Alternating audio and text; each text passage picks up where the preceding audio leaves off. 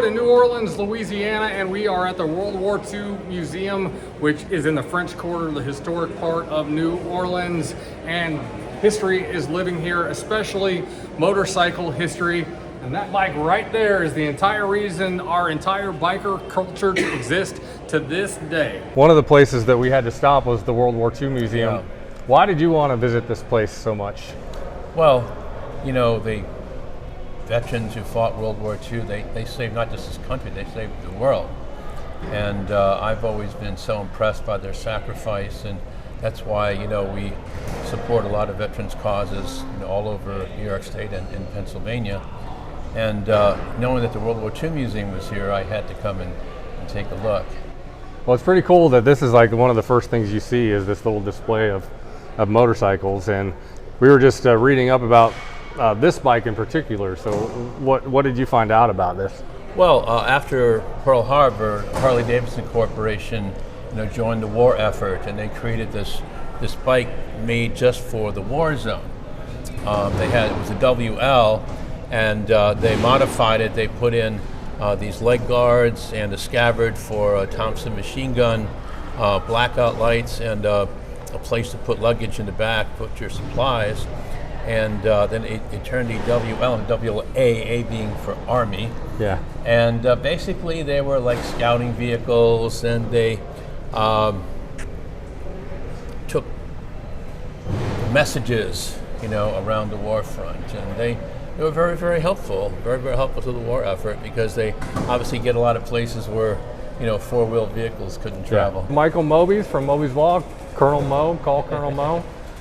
And he is a combat veteran, war-tested veteran, and we are here at the World War II Museum, which is massive. Think about, we've only stepped in, you've been here before though. What do you think about the museum so far? Oh, I love it. This is one of my favorite museums anywhere in the world. I've taken my children here, and they've been to the Louvre and the British Museum in London, and like they love this one. But they know that my dad went to Vietnam, my granddad went to Korea, and then I went to Iraq. So I think it means a lot to my family and me to see this museum. My granddad actually would have gone to World War II, but he had a badly broken collarbone and shoulder surgery that he had to like treat for months and months. And that's the only reason why he didn't go to World War II, which maybe is a blessing and lucky. But in any event, I have a lot of respect for the people who did. We've run into this motorcycle before at Mecum. Yeah. And it's just kind of really cool to look at. What do you think about when you see this? It looks fun. No, I just think of sort of ingenuity, right? Like they put a lot of practicality in a small package in essence, right? When they built these bikes and mass produced them quickly, and you know, some of them I know, I think I learned at the Barber in Birmingham, the ones that the paratroopers would have, and like put together real quick and then motorcycle off. So these aren't like that, obviously, but probably more like those smaller ones over there. Yeah. So I just sort of love that they were able to, you know, pivot everything to take care of our troops during World War II. So, and of course I ride a bike that looks a lot like this, but a little more modern. Yeah, I mean, so there's a couple really cool things about this bike in particular.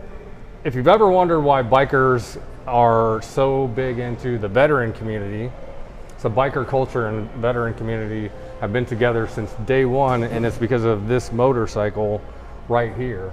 So what they would do is they build all the parts, stick them in a wooden box, ship them over to the theater in Europe and Asia, and you know, well, Italy is Europe too, but you know, all those places. The soldiers or the troops who were going to ride these things would actually take them out of the box and put them together themselves, ride them across war zone, dodging mortars and everything else. And then when it was time for them to come home, a lot of them brought their bikes home with them. And then what they did is, this is a very rare specimen because it's all here. Yeah. Because they would cut everything they could off of it, make it as light and as fast as possible. Veterans would buy them up and make choppers out of them, and that's the entire reason we have a motorcycle community to this day.